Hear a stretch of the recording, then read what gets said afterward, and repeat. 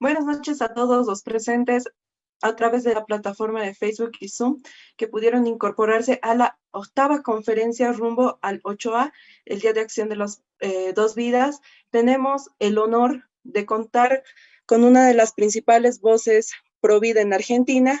Ella es Ana Belén Marmora, abogada y periodista, tiene 29 años de edad, es jefa de asesores de una diputada nacional de Argentina, tiene una especialización en Derecho Administrativo y es docente de técnicas periodísticas en dos colegios católicos de Buenos Aires. Ana Belén, es un gusto y un placer contar contigo. Te cedo la palabra. Gracias, Debbie. Bueno, gracias, Carlos. Gracias por la invitación. A Yajara también, que hizo el contacto para que podamos finalmente concretar este encuentro. Bueno, si me habilitan, yo voy a compartir pantalla para contarles algunas cuestiones que pensaba, ¿no? Qué reflexiones podrían ser útiles para que también sigamos pensando juntos, no solo de cara al 8 de agosto, como este, para nosotros, tan importante segundo aniversario de haber podido rechazar esa ley que parecía que salía nomás acá en Argentina, bueno, y que a costa de mucho esfuerzo de la sociedad civil logramos detener. Creo que quizás eso es lo más lindo de poder imitar en la región, y creo que es lo que muy bien están haciendo ustedes a partir de que, bueno, comenzaron a organizarse también y empezaron a trabajar como jóvenes que defienden la vida en Bolivia. Así que ya mismo paso a compartir pantalla, que en realidad sirve más que nada de apoyo. La idea era, bueno, un poco contextualizar. Sé que el domingo pasado estuvieron con una gran amiga mía, que es Marinés, a los que pudieron estar seguramente ella les habrá contado específicamente cómo nació esta ola celeste acá en Argentina. No es que no existía la ola celeste, no existía el pañuelo celeste hasta el 2018, no existía tampoco una organización tan grande como la que hay hoy a nivel nacional en Argentina, y creo yo que tampoco a nivel regional estábamos tan conectados como lo empezamos a estar ahora.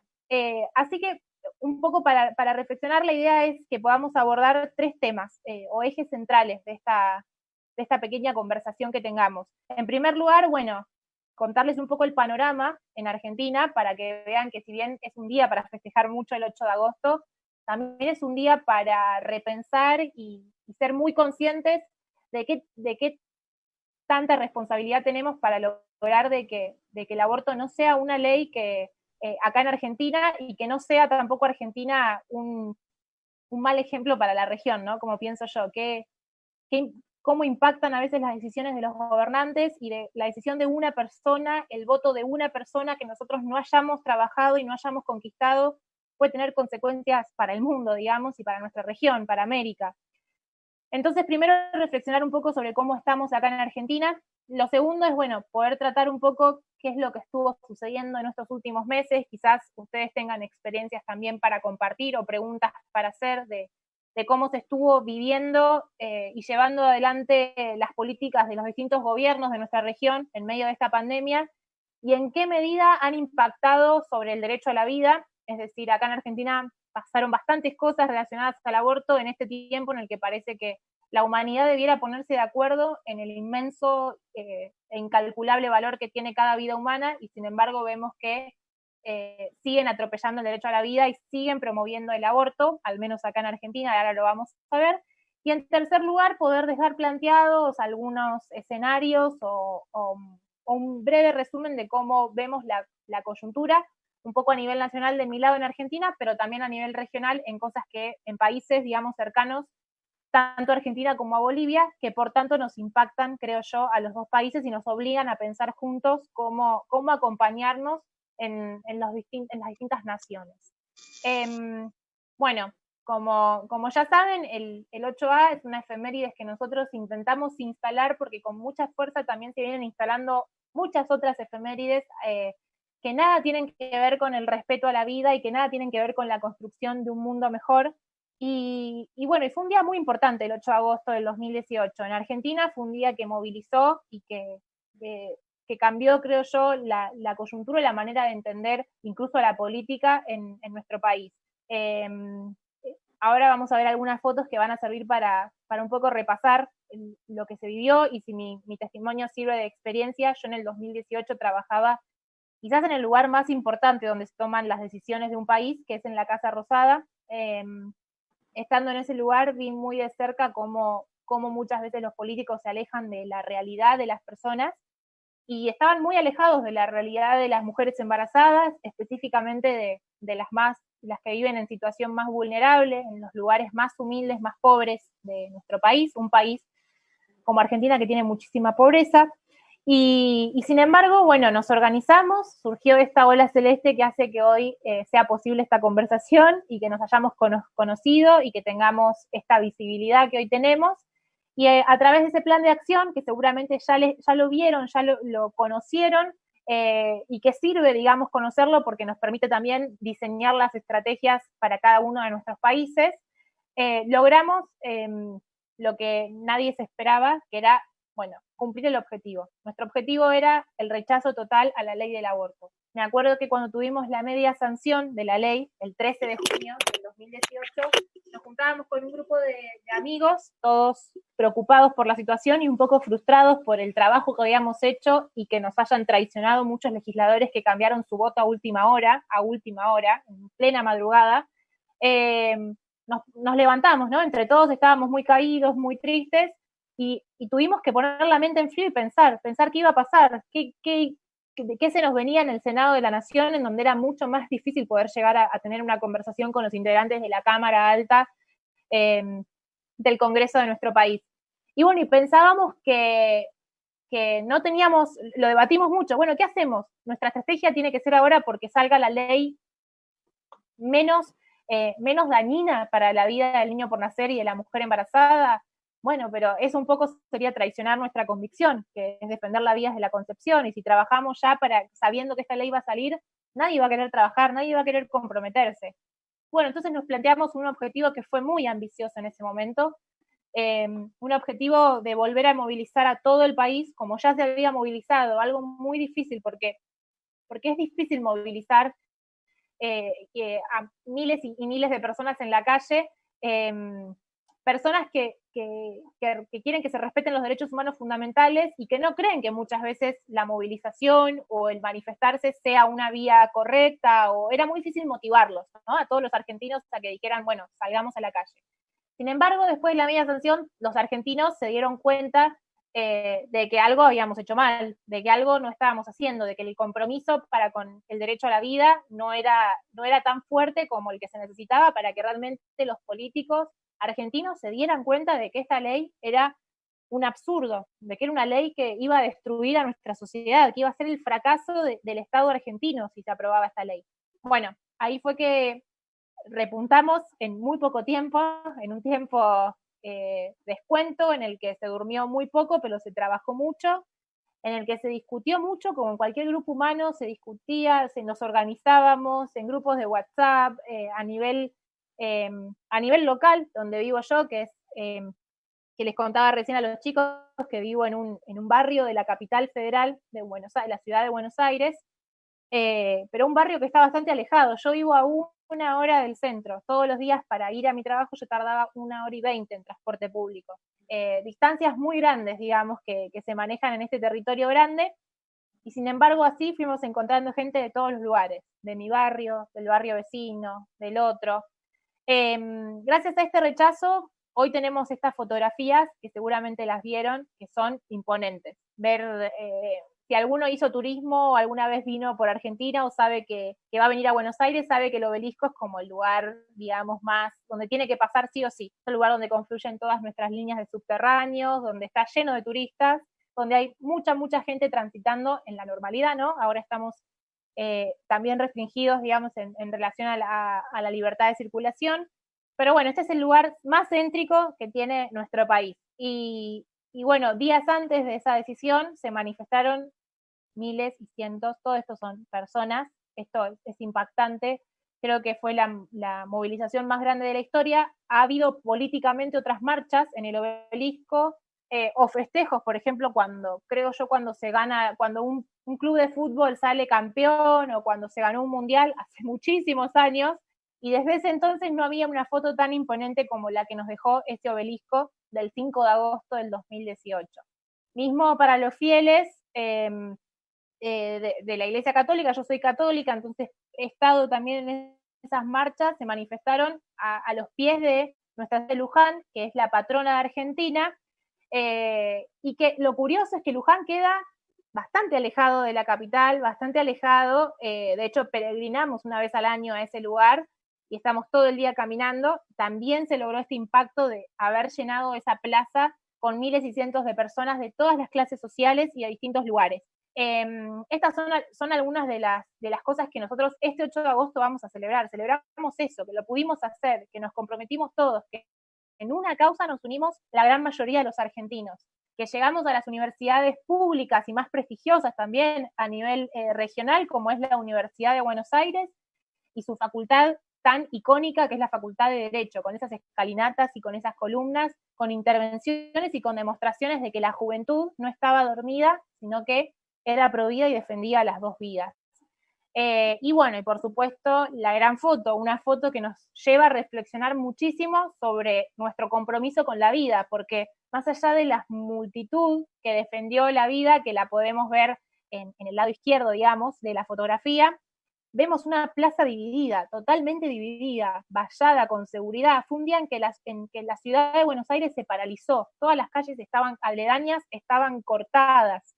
Y acá adentro del recinto, estaban los senadores de nuestra nación decidiendo el futuro de nuestra patria. Nosotros esperamos ahí afuera en vilo y bueno, y tuvimos ese resultado, el resultado, creo yo, del esfuerzo y el resultado que fue impulso para que muchísimos argentinos se dieran cuenta que esta lucha no podía detenerse y que más y más nos teníamos que comprometer activamente con la defensa de la vida. Bueno, y como de las estrategias y de la organización de la Ola Celeste ya estuvieron conversando, la idea era contarles cómo estamos en Argentina actualmente. Algo recién podía comentarles a los chicos que me invitaban a esta conversación rápidamente, pero la realidad es que si bien vamos a celebrar y nos espera un programa muy importante este sábado a las 5 de la tarde de Argentina, la realidad es que estamos en un contexto muy complejo, quizás el contexto más difícil de la historia, digamos, porque tenemos un gobierno abiertamente abortista que está decidido a legalizar el aborto, y hay algo que es crucial, digamos, para cualquier ley. Hay una decisión política de que se discuta la ley del aborto y de que se legalice el aborto en Argentina. Ese es el primer punto, digamos, más difícil porque, bueno, en el 2018 también se discutía mucho sobre que teníamos un presidente que se decía defender la vida, pero había puesto en debate esta situación. Entonces, muchísimos argentinos también se enojaron, que lo habían votado, se enojaron con el presidente de la nación y plantearon que, bueno, que si se defiende la vida no se debate, no se pone en discusión. Y no se pone en discusión en un país donde en su propia constitución nacional tiene, y en su carta magna, digamos, y en su ordenamiento jurídico más importante, tiene como derechos el derecho a la vida, y el derecho a la vida desde la concepción, y reconoce a la persona desde ese momento. Bueno, sin embargo, en el 2018 un presidente puso en discusión este tema, algo que nos alertó, que generó todo este caos que vieron ahí de movilizaciones y de gente en la calle, pero lamentablemente ahora tenemos un gobierno que asume y en plena campaña asegura que va a legalizar el aborto en Argentina. Ese es el primer punto más difícil, más duro de poder, que nos obliga a repensar cómo va a ser la estrategia, porque una cosa es cuando tenés a alguien tibio, a alguien que dice que defiende la vida, pero que pone a consideración estos temas, y otra cosa es cuando en el lado, digamos, más importante, donde se toman las decisiones de una nación y una administración pública, tenés a una persona como Alberto Fernández, que es el presidente de los argentinos, que asegura que el aborto tiene que ser una ley. En estos momentos quisiéramos ser Uruguay, donde un presidente que acaba de asumir también hace poquito ha votado en contra cuando se discutió el aborto en ese país, y también ha vuelto a manifestar su compromiso, digamos, con el derecho a la vida. En segundo lugar, tenemos una composición del Congreso que es mucho más abortista que en el 2018. Nosotros en el 2018, cuando se empieza a discutir este tema, lo que hicimos fue hacer un mapeo. Un mapeo, es decir, buscar nombre, apellido y lugar de cada legislador que nos representaba, tanto en la Cámara de Diputados como en la Cámara de Senadores, en la Cámara de Diputados, sabiendo que la representatividad hace que haya muchas más bancas. Entonces es una Cámara, digamos, masiva. Son 256, digamos, diputados que tenemos. El primer trabajo que hicimos fue sobre esos 256 y después fuimos a los 62 del Senado, en donde la representatividad es directamente federal hacia cada una de las provincias y por eso son muchos y en cantidad de habitantes de cada provincia y son bastante menos. Esa composición, que se renovó también ahora hace muy poquito, quedó una Cámara de Diputados mucho más abortista que la del 2018, es decir, hoy si entrara el proyecto de ley a discutirse por nuestra Cámara de Diputados, como entró en el 2018, saldría mucho más rápido la media sanción a la ley, porque hay muchos más diputados que están en contra de defender la vida. Pero en la Cámara de Senadores está nuestra esperanza, porque ahí todavía seguimos teniendo una leve, menor que en el 2018, pero leve diferencia a favor de la vida. Esto es un escenario complejísimo, porque en el 2018 en la Cámara de Diputados lo que teníamos era un empate técnico. Un empate técnico que era con 1 o 2 votos que se te dieran vuelta, como los que se nos dieron vuelta, se perdía el debate. Y eso fue lo que pasó en el 2018. Este año no, tenemos no solo bastantes más legisladores a favor del aborto, sino que hacen más ruido también, militantes del tema, que van a la banca y que hoy que se sesiona remotamente cada uno desde su casa, se ponen su pañuelo verde de fondo o se ponen el pañuelito verde en la muñeca. Hay un tono de militancia en todo lo que sean políticas de descarte en nuestra Cámara de Diputados. En tercer lugar, los protocolos de aborto. Es un tema muy técnico, pero es el tema del momento, digamos, en Argentina, en donde, por ejemplo, en la ciudad de Buenos Aires se adhirió a un protocolo de aborto hace poquitas semanas, menos de semanas, y estamos viendo si nuestro jefe de gobierno porteño lo vetará o no. ¿Qué son los protocolos de aborto? Los protocolos de aborto son casos o habilitaciones excepcionales que a raíz de un fallo muy polémico que hubo de la Corte en Argentina en el 2012, se amplía la interpretación que hay en nuestro Código Penal. Y esto es bastante difícil, pero hay que entenderlo y es bueno que se entienda a nivel regional, pero en Argentina el aborto no es legal. Ustedes van a ver que en las discusiones que hay en redes sociales van a decir que hay un montón de casos en los que ya el aborto está legalizado hace mucho tiempo. Es mentira. Lo que nosotros tenemos es un código penal. Y el código penal lo que hace es decir cuáles son los delitos que hay en un país, no decir cuáles son los derechos. Y justamente tiene un artículo, que es el artículo 86, que habla de delitos, o sea, no dejan de ser delitos, pero que no son punibles. Y que se daban en 2 circunstancias. Cuando una mujer había quedado embarazada fruto de una violación, siendo sordomuda o demente, es decir, esa era la descripción, digamos, que hace nuestro inciso, o cuando hay un peligro a la vida o la salud física de la madre, y ese peligro no puede ser evitado por otros medios. Esas son como las excepciones que plantea el delito, nunca un derecho. El aborto es un delito y está tipificado en los delitos contra la vida en nuestro Código Penal. Sin embargo, a raíz de este fallo polémico del 2012, empiezan a tratar de instalar, en este fallo la Corte hace una interpretación amplia y dice que no es punible el aborto en ningún tipo de violación, no en la que preveía este inciso. Entonces amplía eso, y al ampliar eso genera y exhorta a cada provincia de Argentina a que se dicte su propio protocolo de aborto no punible. Bueno, hoy lo llaman ILE. ILE le dicen a la palabra que lo abrevian diciendo que es la interrupción legal del embarazo. Una mentira y un eufemismo más, como cuando dicen que abortar es interrumpir el embarazo y no hay nada que se interrumpe porque una vida que se termina no se reanuda. Ahora llaman ILE a estos protocolos que también, y que es otro punto también que amerita incluso una charla específica, protocolos que son inconstitucionales en nuestro país. Y que muchos de ellos, como el protocolo que hay en la ciudad de Buenos Aires, están judicializados. Y que muchas provincias decidieron no dictar ningún protocolo porque va en contra también de las constituciones provinciales y porque defienden la vida y son provincias declaradas pro vida en nuestro país. Sin embargo, estos protocolos de aborto vinieron a hacer mucho más ruido del que pensábamos y lo más problemático es que están aumentando la cantidad de abortos que hay en Argentina. Están aumentando y fomentando y promoviendo a través de los protocolos de aborto la cantidad de abortos. Sin ir más lejos, en los informes que los funcionarios oficiales del gobierno de la ciudad de Buenos Aires, de mis representantes, digamos, mis gobernantes locales, informaban hace poquito cuando debatían adherir a una actualización que se hizo sobre este protocolo, que ahora les voy a contar de qué habla esa actualización brevemente para que sepan que estamos hablando de una legalización de hecho del aborto.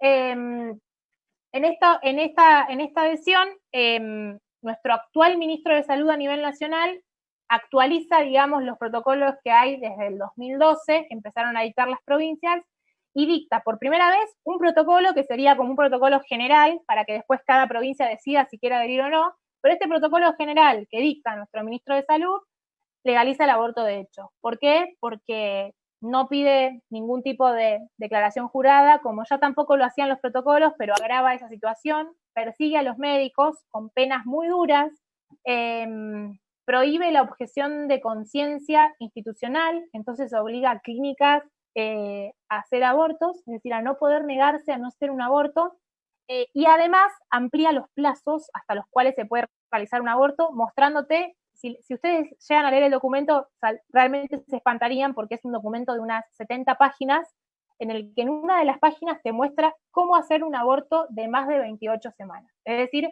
habilita el aborto hasta el final del embarazo y te muestra cómo hacerlo, que tenés que hacer una cesárea y dejar morir a un niño.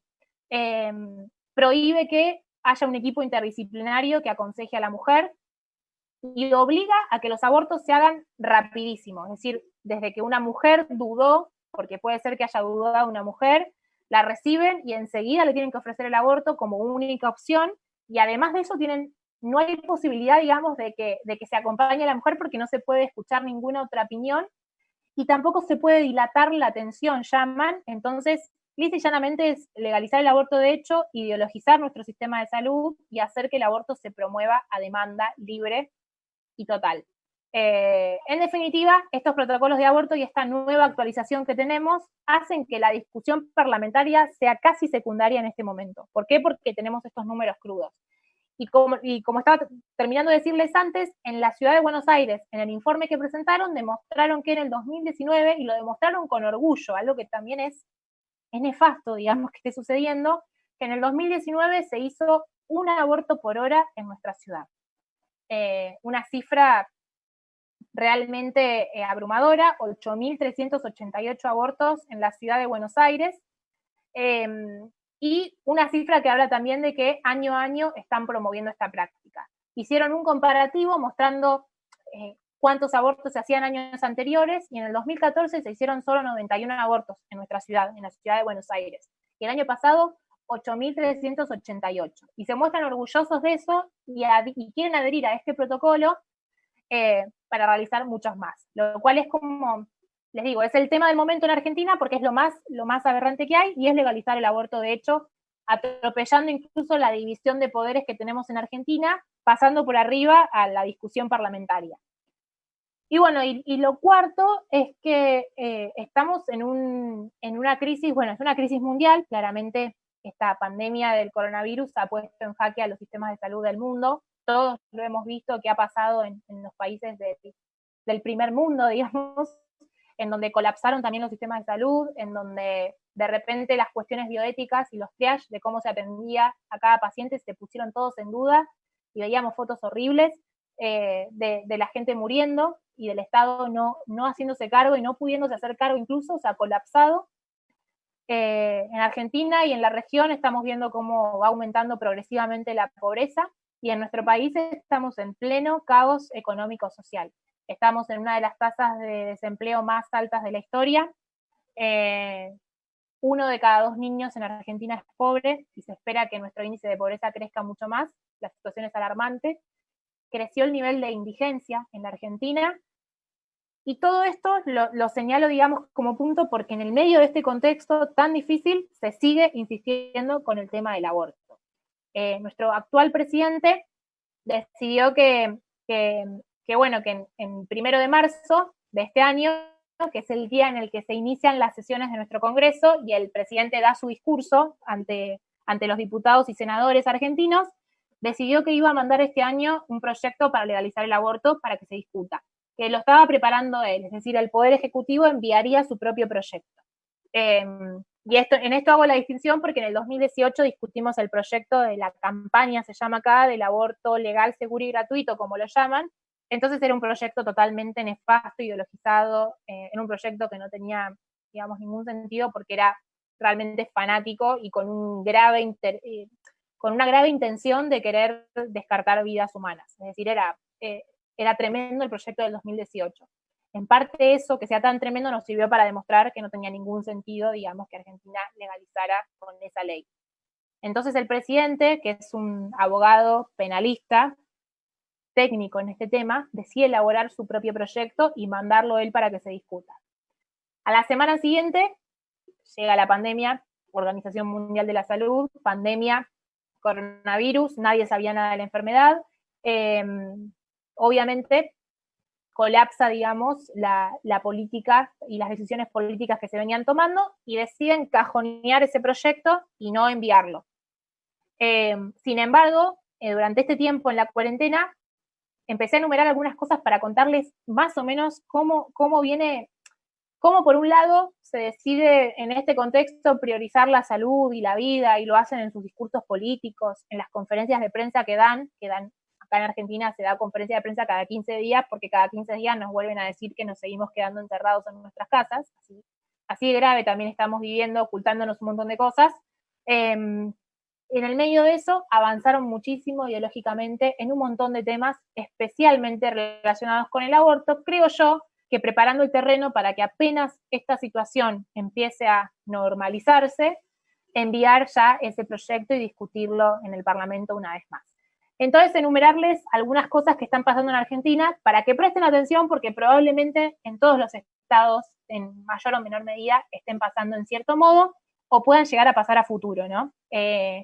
Si sirven como malos ejemplos de lo que hace una dirigencia política, que sirva entonces para prestar atención específicamente en nuestro sistema político a estas cosas que en plena pandemia hicieron acá en Argentina. Lo primero, hicieron compras millonarias de misoprostol en la provincia de Buenos Aires en plena cuarentena.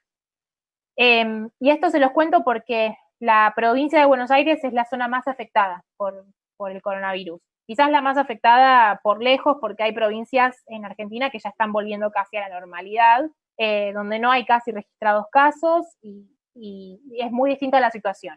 Sin embargo, en la provincia, que es donde todo está más complicado, deciden invertir el dinero en vez de comprar, por ejemplo, respiradores que no había y que esta pandemia sacó a la luz de que los hospitales no estaban preparados. Deciden gastar los recursos del Estado comprando misoprostol para que sigan ofreciendo el aborto como solución a las mujeres. El segundo lugar es esto que también hablábamos hace un ratito cuando discutíamos una ley específica, que es la ley de parto humanizado, que es el grave atropello y abandono que hubo a las mujeres embarazadas en esta pandemia en Argentina.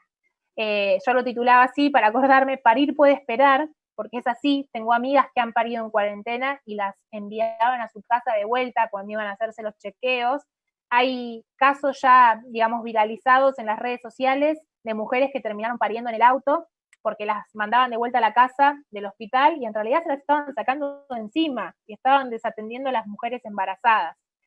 Y sin embargo dictaron en plena pandemia un protocolo para que se pudiera abortar también en la cuarentena, digamos, para que se pudiera abortar en este contexto. Y declararon en los informes diarios que hace nuestro Ministerio de Salud al aborto como un servicio esencial, mientras la obstetricia, la ginecología, la atención a enfermedades crónicas, las cirugías, todo eso era reprogramado y pateado, el aborto lo declaraban los funcionarios que tienen que cuidar la salud de los argentinos como un servicio esencial. En cuarto lugar, bueno, la situación de las embarazadas olvidadas en cuarentena. La semana pasada, un caso muy doloroso tuvimos acá en Argentina, en una de las villas de los barrios populares, también como se llama, más grandes o más polémicas que tiene porque por la desigualdad, es la Villa 31, que está en la ciudad de Buenos Aires y que está pegada a la comuna más rica de nuestra ciudad. Es decir, están las personas con mayor dinero, digamos, de nuestra ciudad y las que menos, ahí al lado. Es un lugar que siempre los políticos tratan de comprar con el voto, la adherencia, y sin embargo es el lugar que más descuidan con las políticas que brindan. Bueno, una mujer concurrió a un hospital, una mujer de este barrio, y en el hospital no la atendieron, le dijeron que estaba exagerando sus dolores, estaba embarazada de 38 semanas, bueno, también la mandaron a su casa. A esas villas es muy difícil que lleguen las ambulancias, muchas veces no entran las ambulancias, y falleció ella y su bebé, su hija, de 38 semanas de gestación. Frente a eso hubo un silencio total por parte del Estado, por parte de los gobernantes, de las autoridades e incluso los legisladores. Nadie quiso pronunciarse al respecto, invisibilizaron la situación y, a nosotros nos generó una indignación porque dejaron morir una mujer y supuestamente tenemos un movimiento que se encarga de representar a todas las mujeres, piensen lo que piensen, y de pedir por sus derechos, que vemos que en definitiva no terminan siendo derechos, sino que nos terminan usando a las mujeres como parte de una agenda perversa que intenta instalar otras cosas, pero esta mujer no la recordó nadie, no habló nadie. Tuvimos que hacer muchas protestas para que este caso llegue a los medios y que pueda darse a conocer para que no vuelva a pasar más. Y sin embargo, esta es la situación que están viviendo las embarazadas en nuestra cuarentena, en un barrio, en la provincia y en la ciudad, en el territorio, quizás más importante en esta pandemia, porque es en la ciudad de Buenos Aires donde se están tomando las decisiones, donde se están juntando los gobernantes de la provincia de Buenos Aires, nuestro presidente, nuestro jefe de gobierno.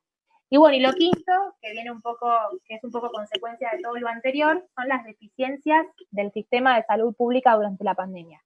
Yo no sé cómo será allá en Bolivia, pero acá en Argentina no hay gasa en los hospitales, y es algo que pasa en los hospitales públicos, ¿no? O sea, si uno quiere atenderse, tiene que generalmente contratar una atención privada si quiere garantizarse la calidad en la salud. Y si no, está un poco a la buena de Dios, decimos nosotros, o a la suerte del profesional que le toque, del ánimo que haya en la guardia a la que llega, pero la realidad es que a los hospitales les faltan un montón de cosas. Les faltan insumos. Bueno, cuando empezó esta cuarentena se veía que faltaban respiradores, que las camas no daban abasto, entonces de repente las iglesias se transformaron en hospitales de campaña. Bueno, se evidenciaron muchas deficiencias del sistema de salud, y todas esas evidencias también evidencian lo que el movimiento pro vida argentino viene reclamando y reclamó específicamente en el 2018. Nosotros investigamos la mortalidad materna en Argentina y hablamos de este argumento, ¿no? De que dicen se están muriendo muchas mujeres. Sí, las mujeres se están muriendo en Argentina, pero se están muriendo queriendo parir a sus hijos. No por abortos, y no abortándolos porque las mujeres argentinas, según las encuestas también que tenemos a nivel nacional, en su mayoría estamos a favor de la vida. Vemos que el aborto es un reclamo que no es de las pobres y que hacían en nombre de las pobres, y también lo visibilizamos en el 2018, y visibilizamos también qué necesitábamos para reducir la mortalidad materna que teníamos. Y una de las causas era mejorar nuestro sistema de salud. Todo eso quedó quieto, mudo, sin cambios, digamos, en el 2018, y ahora en plena pandemia todo eso salió a la luz. Salió a la luz que tal hospital estaba sin funcionar, que tal hospital tenía profesionales a los que se les pagaba muy poco y que estaban realmente explotados, que en algún hospital no había insumos, que los hospitales no recibían los medicamentos que necesitaban darle a sus enfermos. Bueno, un montón de situaciones muy complejas que se pusieron como arriba de la mesa en esta situación en la que todos los ojos fueron directo a ver qué estaba pasando en el sistema de salud de cada país, ¿no? Y esto es lo que pasó acá en Argentina. Bueno, estamos viviendo un contexto de mucha devaluación de nuestra moneda, entonces ese título que es medio gracioso viene a colación de nuestra Organización Mundial de la Salud, ¿no? Que dijo una cosa, se desdijo, que da una recomendación, que va hacia atrás con la recomendación que da, que está cuestionada, investigada, por supuestos afinidad, digamos, con países que intentaron quizás introducir algunas mentiras o callar algunas verdades. La Organización Mundial de la Salud de repente está desprestigiada. Tenemos, por ejemplo, el caso de que Trump amenazó con desfinanciarla. Tenemos noticias relacionadas que digamos, de público conocimiento, en donde vemos también una dudosa afinidad con el régimen chino. Bueno, la Organización Mundial de la Salud, a la que todo el mundo se refiere cuando hablan del concepto de salud en un sentido amplio, que es el completo bienestar físico, social, psicológico, y que con ese concepto en Argentina intentaban pedir el aborto para una mujer pobre, porque si no puedes mantener a tu hijo, entonces mejor matalo. Eso es lo que decía, digamos, el sector abortista. Porque si querés terminar la facultad y quedaste embarazada, bueno, abortalo. Eso era también lo que se planteaba en base a ese concepto de salud amplio, y lo que se planteaba en la ley, ¿no? Y en el discurso. Bueno, vemos que de repente la Organización Mundial de la Salud puede que no tenga razón, digamos, en todo lo que dice, o pueda que no sirva hacer interpretaciones como las que se hacen sobre el concepto de salud en sentido amplio, que nada tienen que ver, digamos, con eliminar o descartar una vida humana. Bueno, todo esto también se visibilizó en plena pandemia. De repente ya no es palabra sagrada lo que diga la Organización Mundial de la Salud. Bueno, tenemos un ministro en Argentina, que es el ministro de Desarrollo Social. Este ministerio es el que se tiene que encargar justamente de que los argentinos que más necesidades tienen puedan con equidad, digamos, recibir por parte del Estado y con un principio de la subsidiariedad entendido como tal, ayuda por parte del Estado. Bueno, ese ministro vemos que está financiado por el Banco Mundial para aplicar políticas de género en su cartera, cuando desde ese ministerio lo que necesitamos hoy es que haya una respuesta real y eficiente a los grandes problemas que está teniendo el desarrollo de nuestro país y, como les decía, a estos grandes niveles de pobreza que estamos alcanzando en esta pandemia. Entonces lo mostramos como el ministro enviado del Banco Mundial, porque de repente cuando uno revisa en Argentina las plataformas en donde vemos las licitaciones públicas, a dónde se está yendo el dinero de los que pagamos con los impuestos los argentinos, lo están destinando justamente a estas políticas. También está pasando en Ecuador, en un montón de países de la región. ¿Dónde están las feministas? Fue una tendencia de esta cuarentena en la Argentina, porque es muy curioso, pero acá las feministas militantes con su pañuelo verde que salen a hablar, que todos los 8 de marzo salen a marchar a todos lados y que paran, que dicen parar el mundo como se jactan de hacer, fueron las que silenciaron que en plena pandemia en Argentina se liberaron violadores y volvieron a ir a las casas donde viven sus víctimas. El politólogo Agustín Laje realizó un informe sobre esto y su equipo de la Fundación Libre hizo una investigación muy seria sobre este tema y creo yo muy buena para profundizar, pero para contarles, una jueza feminista, una jueza con pañuelo verde, militante, algo totalmente poco serio e ideologizado, decidió liberar, fue uno de los casos en los que decidió liberar a un violador que hacía muy poco estaba preso, y que sin siquiera tobillera, digamos, como para poder tener algún control, lo envió de vuelta al barrio y a la casa donde vivía su víctima. Frente a esto hubo un silencio por parte del feminismo sobre estos casos, un feminismo que encubrió al gobierno en esta decisión de liberar presos y de liberar violadores, digamos. Liberaron violadores y los mandaron a sus casas para revictimizar a las víctimas. Y son esas mismas feministas que cuando hay un caso de violación que toma relevancia pública, piden el aborto para la mujer violada que quedó embarazada, piden un aborto sí o sí, hacen marchas, movilizaciones, van a hablar a los medios, y sin embargo, no les importa si ese violador no les importa el problema de fondo, no les importa acompañar a la víctima en un delito tan aberrante como una violación, no les importa que ese violador reciba una pena de prisión, de hecho se oponen cuando se votan las penas de prisión efectivas en nuestro Congreso, y en esta pandemia se volvió a visibilizar una vez más cuando sucedieron estos casos que realmente movilizaron a todo el país. Hubo lo que se llama acá ruidazos, la gente saliendo a los balcones, digamos, la gente indignada, más allá de los pañuelos, gente indignada. Y las feministas, pañuelo verde, que se supone que defienden a las mujeres, sin decir nada, con un silencio atroz, que realmente evidencia también que la agenda del feminismo es una agenda ideológica que poco le importa los derechos de las mujeres y defender a las mujeres de estas situaciones tan aberrantes. Y bueno, y lo último, la respuesta que empezó a haber por parte del autoritarismo del Estado, de la sociedad, de este movimiento, de esta ola celeste en Argentina que se cansó de de quedarse callada mientras nuestro presidente de la nación, que abiertamente se declara abortista y que dijo que va a enviar el proyecto, hablara en esta pandemia diciendo que ahora quiere salvar vidas, de que ahora quiere cuidar vidas. Cita al Papa Francisco con la connotación que tiene incluso en Argentina, citar al Papa Francisco, el Papa argentino, bueno, cita frases de las encíclicas del Papa Francisco diciendo cuidar la vida, y sin embargo vuelve a hablar a favor del aborto en cuanta conferencia se le pregunta, y bajo las amenazas que hubo en nuestra Cámara de Diputados de tratamiento del tema, en este contexto en el que ni siquiera está sesionando el Congreso y cada diputado sesiona desde su casa, no de manera presencial, se respondió desde Argentina: si hay aborto yo salgo. ¿Por qué? Porque veíamos un atropello del Estado al derecho, ya hay atropellos a las libertades de los argentinos, pero se cruzó una línea y se empezó a atropellar incluso de vuelta en este contexto, visibilizando todo lo anterior, el derecho a la vida. Y esta fue otra de las tendencias, digamos, creo yo, a destacar de este tiempo que hemos vivido. Y bueno, y en la situación regional, que capaz les aburre un poco, pero puede servir lo que está pasando en Argentina como para que se den una idea de qué difícil se viene también el panorama, ¿no? Que no nos tiene que desanimar, sino que nos tiene que encontrar trabajando con mucha conciencia de que realmente estamos frente a gobiernos abortistas, gobiernos que desprecian la vida humana y que lo están demostrando incluso en esta pandemia.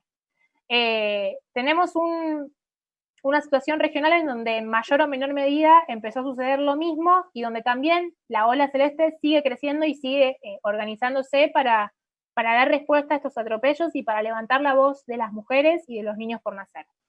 En Ecuador vemos que se gastaron 46 millones para la agenda abortista.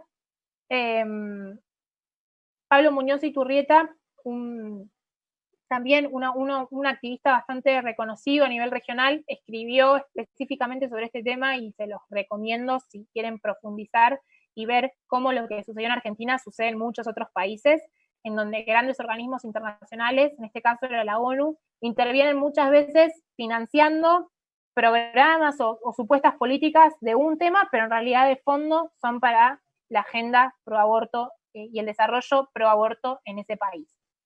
En Colombia, bueno, lo tengo como hito porque fue el país que realizó la primera marcha virtual, así como ahora en próximo 8A vamos a tener nuestro programa del 8A.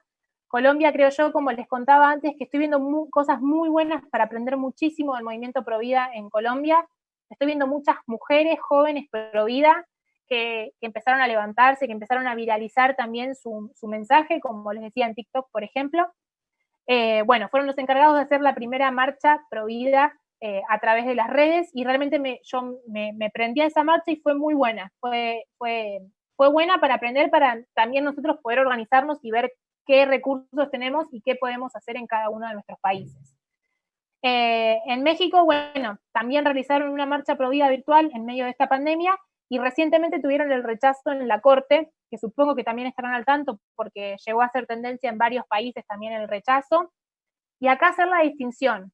Se rechazó, hubiesen tenido un fallo como el que tuvimos nosotros en el 2012, en donde los jueces de la Corte Suprema hubiesen hecho una ampliación de las causales de aborto, digamos, que hay en los países. Y en México se logró rechazar, salió 4-1 la votación, es decir, realmente se logró rechazar con mucha contundencia, hubo mucha militancia, hubo muchos trending topics en Twitter y en las redes sociales, todos en mayor o menor medida estuvimos siguiendo el tema. Sin embargo, lo que tenemos que atender es qué hubo de fondo. De fondo se rechazó porque técnicamente era muy malo lo que se estaba discutiendo, no porque esos 4 jueces sean pro vida o estén decididamente comprometidos con la defensa de la vida. Y como nuestro desafío es cultural, nuestro desafío es mostrarle al mundo realmente, volver a abrir los ojos y volver a mostrarle al mundo el valor de la vida humana, el valor de acompañar la vida y lo fructífero que es para cada uno de nuestros países realmente comprometerse con el acompañamiento de la vida humana, con el acompañamiento a la mujer embarazada, con el acompañamiento y el reconocimiento legislativo de los niños desde la concepción. Bueno, ahí nosotros tenemos que lograr propositivamente capitalizar estas pequeñas, que son grandes victorias, para trabajar en un sentido propositivo y seguir concientizando sobre este gran lema que es salvemos las 2 vidas, que tantas aristas tiene y que tanto nos tiene que involucrar trabajando e investigando con seriedad qué está sucediendo en cada uno de nuestros países. Entonces, quedémonos, digamos, con el rechazo que hubo en la Corte de México, pero también sepamos que tenemos que seguir trabajando porque no es que todos los jueces de la Corte de México son pro vida. De hecho, el miércoles voy a estar dando una charla para jóvenes del estado de Chihuahua en México y vamos incluso a reflexionar un poco de esto que se estuvo discutiendo allá. Guatemala también ha hecho su marcha virtual y me pareció muy bueno también, otro de los países que se ha animado en plena pandemia a realizar estas actividades y seguir trabajando como Ola Celeste. En Perú estamos muy en contacto y también vamos a tener prontamente una reunión con quienes organizan las marchas prohibidas de Perú, pero en Perú tenemos una situación compleja y muy parecida cuando discutíamos y hablábamos con los referentes de ese país, porque en Perú salieron a permitir el aborto cuando la madre tiene coronavirus, es decir, se aprovecharon de la pandemia y se aprovecharon de la enfermedad para promover la práctica abortiva e incentivarla desde el Estado. Y en El Salvador, que tenemos grandes casos, digamos, de judicialización por criminalización de delitos del aborto, casos que están investigando grandes abogados pro vida, hay muchos abogados de grandes organizaciones involucrados detrás. ¿Por qué? Porque hay un movimiento ideológico muy fuerte intentando, por este argumento, legalizar el aborto en ese país. Bueno, básicamente este era el resumen, perdón porque quizás me extendí un poco, pero prefiero ahora tomarnos varios minutos para ir respondiendo preguntas y demás.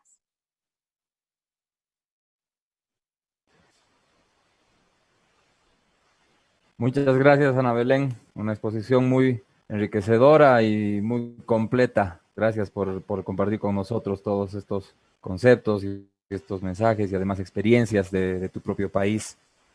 Ahora vamos a pasar al ciclo de preguntas. Quiero que me confirmen, por favor, si estamos por Facebook y también tenemos preguntas por allá.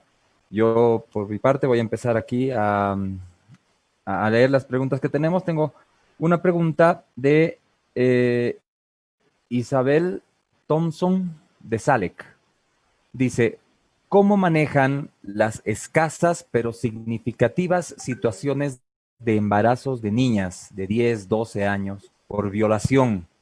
Las feministas las usan como bandera. Sí, voy respondiendo así a una. Sí. Bueno, es totalmente cierto y muy acertada esta pregunta, porque en Argentina hubo una campaña que se llama Niñas No Madres, en donde usando estos pequeños casos, que si bien son menores, pero yo prefiero hablar del problema de fondo. El problema de fondo son los abusos intrafamiliares, y en Argentina las violaciones se dan en el 80% de los casos en los ámbitos familiares de las víctimas. Entonces, habla de un problema de fondo en el que realmente tenemos que trabajar como Estado, como sociedad, para prevenir los abusos que se están dando en los círculos más pequeños de las víctimas.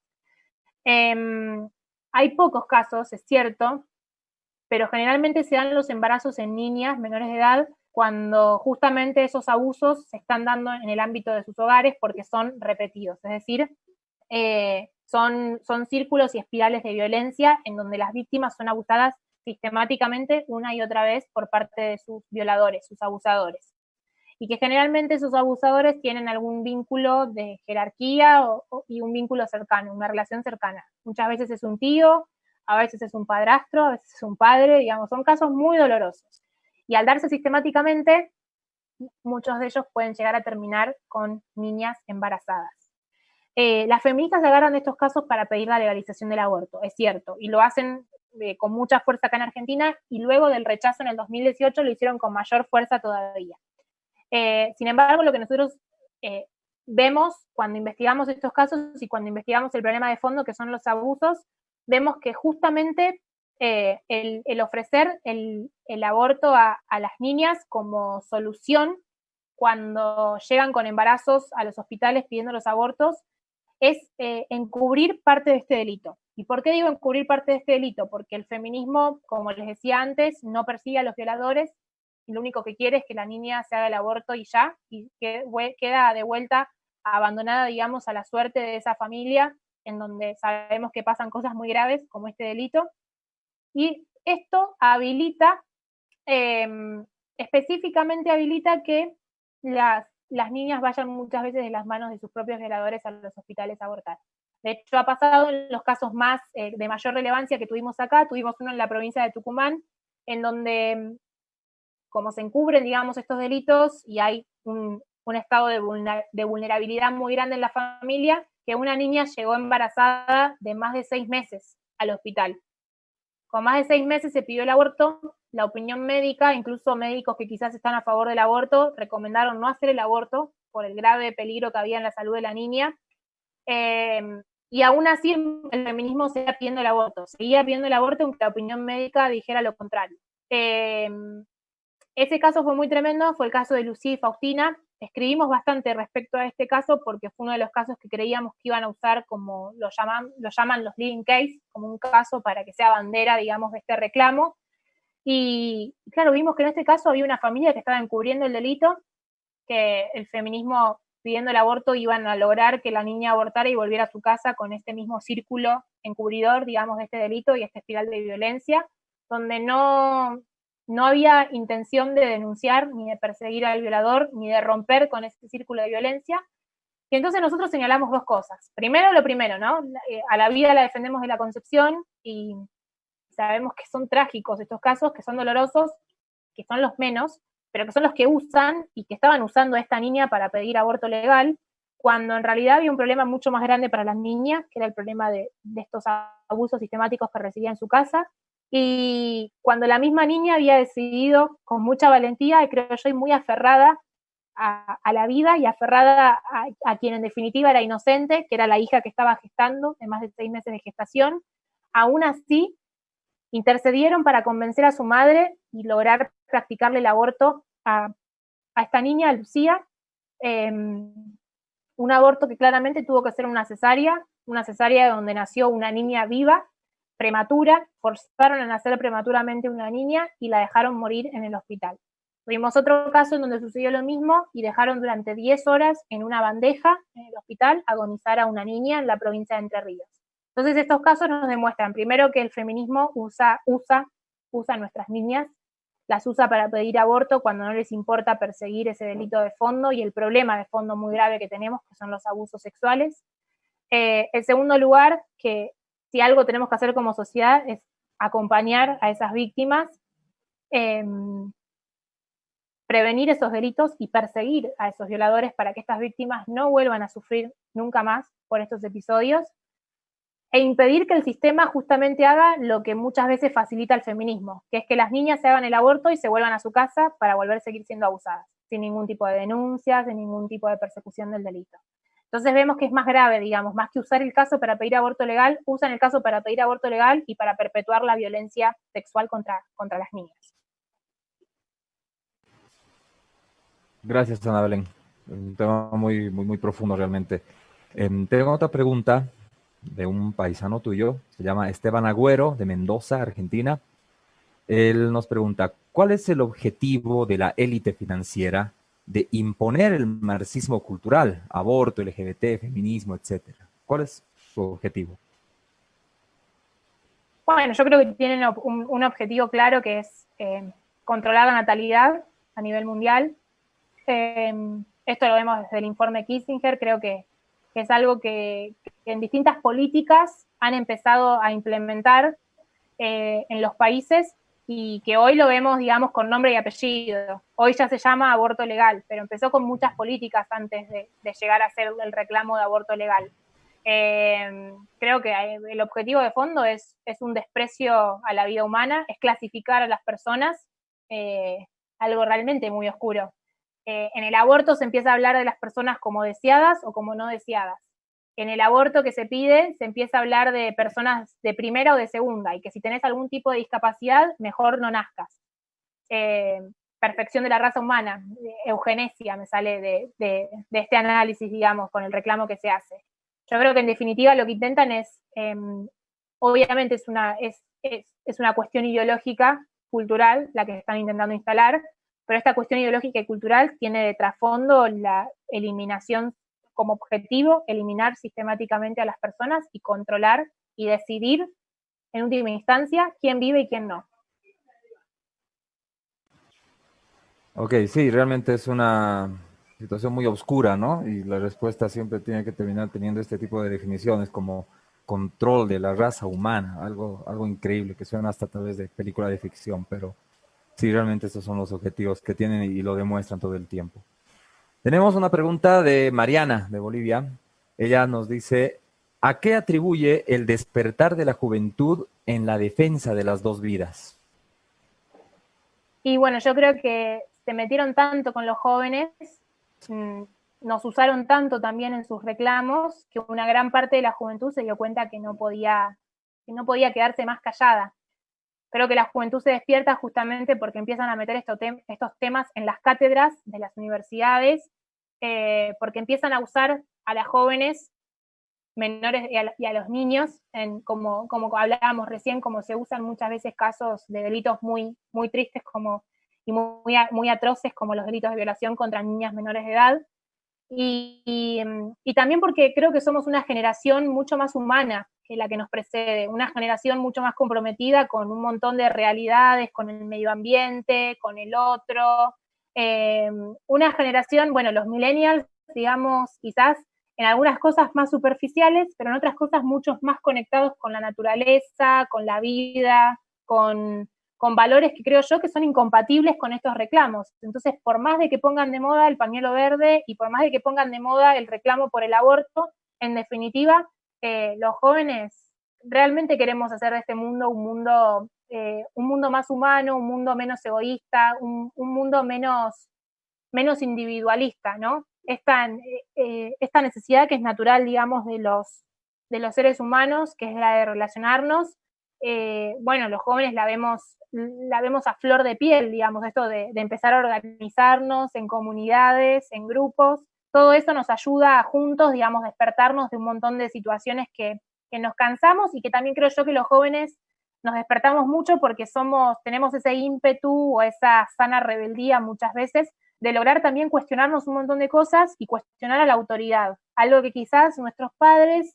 que nos enseñaron y nos dieron todos los valores, a veces por temor o por mucha dedicación no pudieron hacer, ellos no pudieron quizás organizar grandes marchas, como nosotros sí, con mucha más rebeldía, picardía muchas veces también, y creo yo que a veces espontaneidad logramos hacer. Entonces creo que los jóvenes también nos despertamos porque nos dimos cuenta que le dábamos frescura a estos debates y que nuestra opinión es justamente una opinión importante porque es a nosotros a quienes nos usan para pedir el aborto. Gracias, Ana Belén. Sigo recibiendo más preguntas. Recordarles a todos que pueden escribirnos sus preguntas aquí al chat de Zoom y todas y cada una van a ser leídas, transmitidas a Ana Belén para que ella las pueda responder. Ahora voy a pasar a la pregunta de Roxana. Ella dice, volviendo al tema este de las niñas y la violación y esos casos extremos que utilizan como bandera a los feministas, olvidando que a veces son casos muy reducidos, ¿no? Que los casos de aborto normalmente son por irresponsabilidad o por otro tipo de razones que llegan a tener más peso. Bueno, ella dice, en cuanto a estas verdaderas víctimas, ¿ustedes tienen algún tipo de contención, algún centro para recibirlas? Sí, bueno, mira, acá en Argentina hay varios grupos hay varios grupos que trabajan en todas las instancias. Grupos que trabajan con víctimas de estos delitos, como los que hablábamos recién, de violencia sexual, delitos contra la integridad sexual, como se llaman acá en nuestro Código Penal. Tenemos programas que acompañan a mujeres embarazadas en situación de vulnerabilidad, donde quizás no querían abortar, pero llegaron al centro de salud y les ofrecieron el aborto como única opción. Entonces nosotros tratamos como de llegar antes de que eso suceda y realizar una detección temprana de los embarazos en los barrios, sobre todo los más pobres, porque también usan a los pobres para pedir aborto. Y eso lo hacemos, bueno, yo estoy en Frente Joven y lo hacemos a través de un programa que tomó bastante también relevancia en medio de la discusión, que se llama Defensores de Mamás, porque este programa intenta acercar a las mujeres embarazadas al sistema de salud y también intenta acercar a la sociedad a las mujeres embarazadas.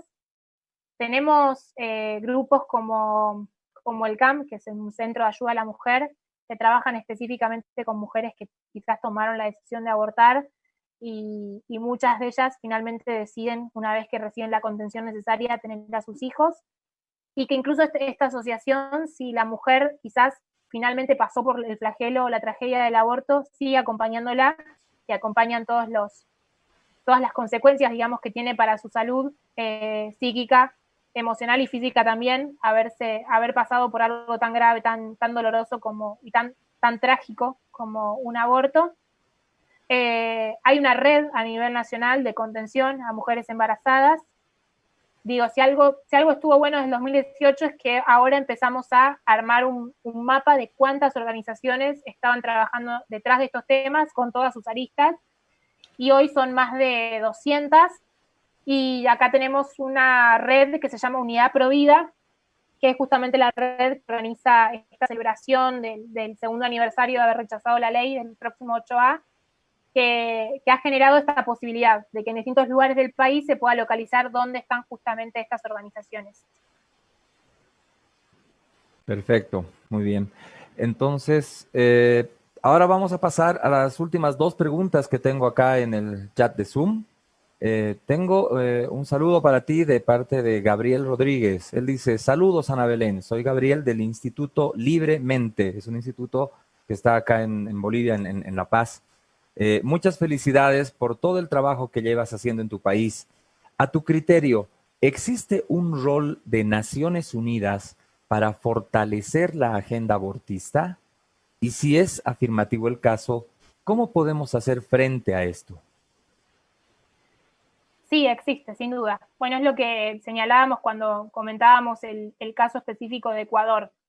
Existe y no podemos, digamos, tener los ojos tapados frente a eso. O sea, creo que detrás del reclamo de aborto está todo el establishment, están las grandes organizaciones, están los organismos internacionales, están organizaciones con muchísimo dinero, como es la Planned Parenthood también, que financia los abortos en el mundo y que es la principal impulsora del aborto en el mundo, teniendo más clínicas que casas de McDonald's, como hay un ejemplo en el libro de Guadalupe Batallán que lo muestra muy bien, digamos, el gran interés que tienen en que se hagan abortos en el mundo y cómo incluso se comercializan después partes de los fetos abortados, y se ha publicado incluso en medio de este contexto.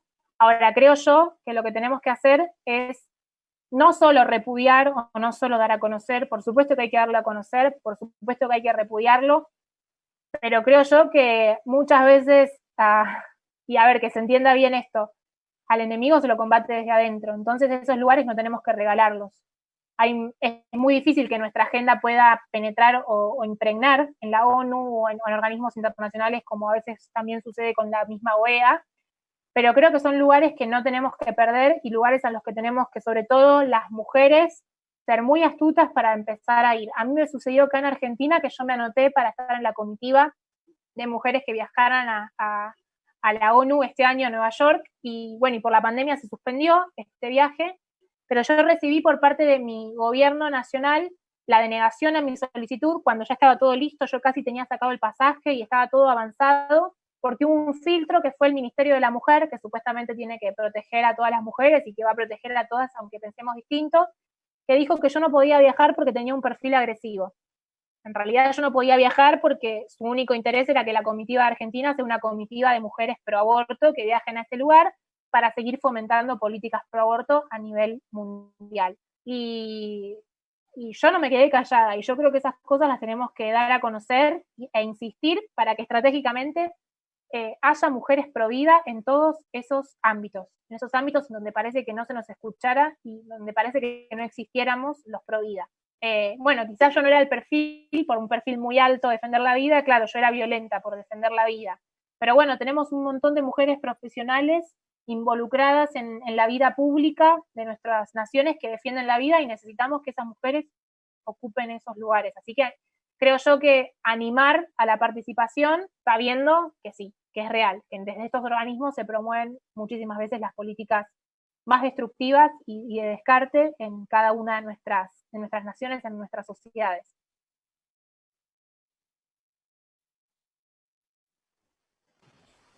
Gracias, María Belén. Gracias por esa respuesta.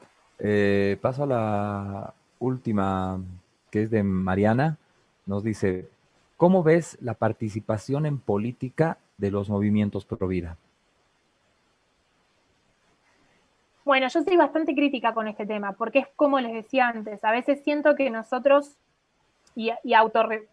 hago una autocrítica, a veces es como que, claro, nos es tan difícil ver las aberraciones que hay en nuestra clase dirigente y ver que tenemos una clase dirigente no comprometida con el derecho a la vida, que sucede que nos alejamos directamente de la política, o vemos la corrupción en la política y los jóvenes también nos alejamos de la política. Creo que tenemos que empezar a cambiar eso y generar un cambio de paradigma en nuestra participación en política y la participación de los pro vida. ¿Por qué digo esto? Porque creo que tenemos que ser transversales. Es algo que hace muy bien el pañuelo verde y que hace muy bien el movimiento feminista. Ellas se juntan y se abrazan pensando quizás políticamente en extremos distintos. Hoy se abrazan las progres que se dicen liberales y se abrazan las de izquierda, que en realidad se odian en un montón de temas, pero en que se legalice el aborto están más hermanadas que nunca.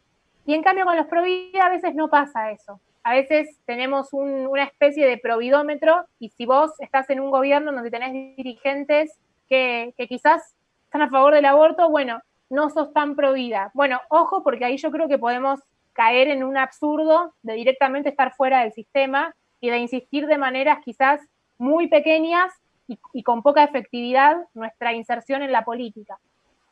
En Argentina un poco sucede eso, pero la realidad es que si algo necesitamos hoy es que dentro de nuestro oficialismo, es decir, dentro del gobierno de Alberto Fernández, haya providas, porque son los únicos capaces de influir en el círculo más íntimo de esas decisiones que se están tomando, y los necesitamos comprometidos con esta causa, con el pañuelo celeste y conteniéndolos. Y muchas veces, en eso a veces somos poco estratégicos. Y también creo que si hay jóvenes que hoy rechazan la política es porque justamente la política tiene una mala prensa en el mundo. Pero sin embargo también es el único, o sea, a ver, yo lo digo como parte de la sociedad civil, ¿no? Y de representante de una organización. Y muy feliz con lo que hago y una joven muy crítica con la política, por eso siempre decidí no involucrarme partidariamente, ¿no? Siempre decidí hacerlo por la sociedad civil, como jugar de afuera. Sin embargo, hoy veo que nuestro alcance puede ser muy fructífero, puede ser muy loable la tarea que estemos haciendo, pero sin embargo lo tenemos que transformar en una política de Estado. Si eso no es una política de Estado, vamos a tener gobernantes como los que tenemos pro aborto y políticas públicas como las que tenemos en los países que cada vez son más pro aborto y menos conscientes de la necesidad que hay de acompañar la vida humana desde la concepción. Entonces creo que hay que hacer un llamado a los jóvenes a involucrarnos en la política. Buscar cuál es el camino, cuál es el lugar en el que yo creo que voy a tener más afinidad, quizás política, sabiendo que muchas veces en un montón de temas no vamos a estar de acuerdo y lograr que haya jóvenes pro vida en todas las fuerzas políticas. Eso sería como de máxima lo que necesitamos. ¿Por qué? Porque entonces en la conformación de nuestras cámaras tendríamos cada vez más jóvenes pro vida de distintas fuerzas políticas que van ingresando. Y sí también tenemos que trabajar en cada elección que tengamos en nuestros países en la posición pro vida de nuestros legisladores, obligarlos a pronunciarse sobre este tema, obligarlos a hablar sobre sus propuestas de campaña en favor de la vida, sabiendo que son cruciales para decidir como ciudadanos nuestro voto. Creo que en eso todavía tenemos un camino por hacer, pero bueno, hay que exhortar, digamos, a participar y no solo quedarnos quejándonos a través de, como hacemos muchas veces, ¿no? Y como yo misma hago, a través de Twitter o a través de las redes sociales, sino que animarnos a dar ese paso e involucrarnos activamente transformando la política de nuestros países. Ok, perfecto. Bien, antes de cerrar, yo también quiero hacerte una consulta. Y es en cuanto a algo que comentabas en la previa, antes de salir en vivo en esta reunión, hiciste un comentario, Argentina, uno de los países más progre del continente. Y es verdad, así se los ve por el gobierno y los políticos que tienen, pero quienes estamos más enterados, quienes nos informamos un poco más porque este tema nos interesa, sabemos que en la sociedad civil existen personas como tú y que Argentina, si bien está sufriendo un fuerte ataque del lado progresista, también tiene una fuerte resistencia y los felicitamos por eso. También transmiten esa imagen. Mi pregunta es, ¿qué imagen transmite Bolivia a un país como Argentina, a personas como tú que están en este mundo y en esta lucha y que estás muy enterada además de lo que pasa en Latinoamérica? Bolivia transmite una buena imagen, nos hacemos ver como providas, ¿Hay algo que podamos hacer para cambiar o mejorar la imagen que tenemos? ¿Cuál es tu percepción, Ana Belén? Bueno, yo empecé a hacer la tarea, ¿no? Como a investigar un poco qué era lo que andaban haciendo, qué había en sus redes sociales, cómo se organizaban. Bueno, hablé con Inés, que es mi amiga, que incluso tuvo la gracia, el privilegio de poder viajar y ver más de cerca. Y yo creo que sí, yo creo que son un ejemplo.